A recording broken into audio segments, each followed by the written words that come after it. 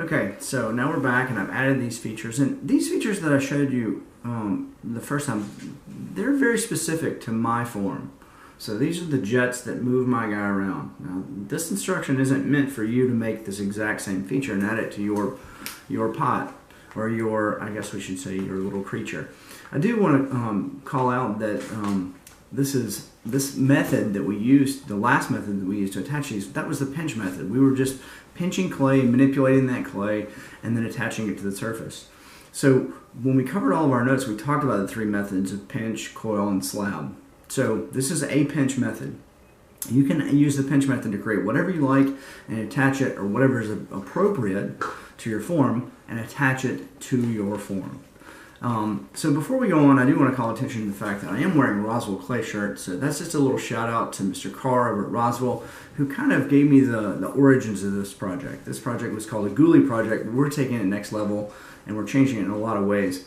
We do need a title for this project. So as you guys start to work, think about what we should call these little creatures that we're working on and help us out. Give suggestions to Mr. Green, Mr. Lara, and Mr. Gressens, and let us know what we should call this thing, because we don't want to call it Ghoulie, since it's not a ghoul and it's the evolution of the project. Okay, let's talk a little bit about slab. Since we've already attached these jets on here, we use the pinch method to do that. We're going to set it off to the side for a second, and we're going to talk a little bit about how to create slabs. I've got some clay over here to the side, and I'm just going to take that clay and I'm just going to use my fingers to pinch it into a uniform thickness slab. This is just like our pinch method we used before for our walls of our pinch pot, only we're just making it flat. And now with this, I'm going to stand up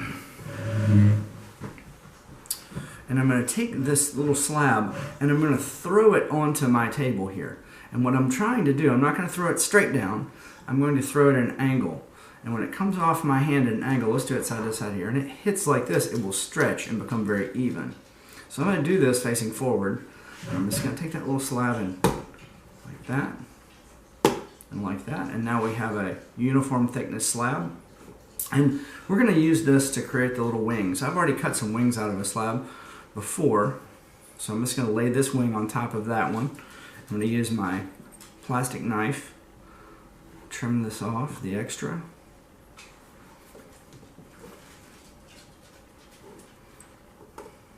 And all these little cutoffs, keep those, put those off to the side, because those are valuable. We can use those later.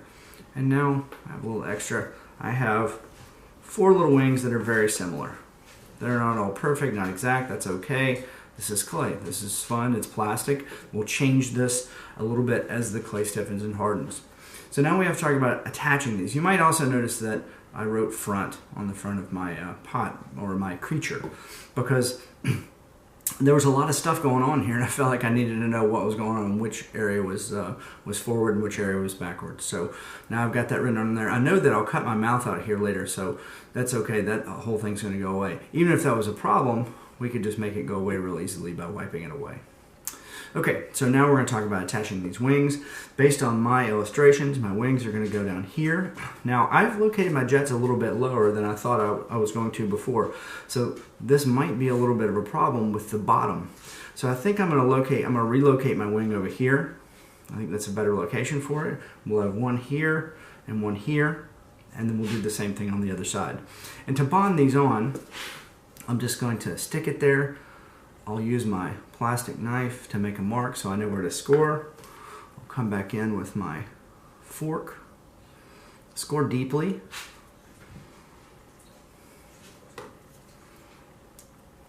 Again, don't worry, this is where students get hung up. They will expect perfection with this really plastic clay, and that's not practical at all. So I added water, I'm scoring again. And now, so that this thing doesn't deform too much, I'm going to hold it like this with my hands when I go to attach. If I just mash it on like this, it'll crunch and fall apart. That's Popeye in the background, he's talking to you. And then we're just going to stick that on there like that, and I'm going to use my entire hand here, or all my fingers, to compress that toward the body.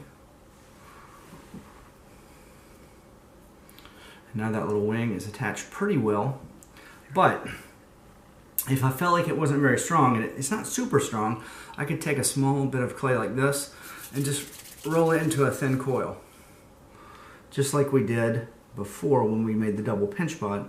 And I can support the form and use my tool or my finger to mash that coil in. And we'll give it strength, supporting it. Notice how my finger is underneath this. Hope you can see that well. That's so that when I push down, I'm not tearing this wing off of the form. And then I can do the same thing on the bottom side.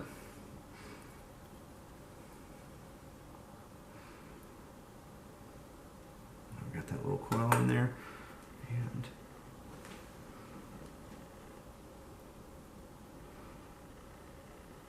again, this doesn't have to be pretty right now. That's actually pretty messy right now, but that's okay. We'll come back and clean that up. All right, so now I'm going to attach the other 3 wings, and we'll come back and we'll take a look at some other features where we've covered pinch now and we've covered slab. So next is going to be how to use coils for features.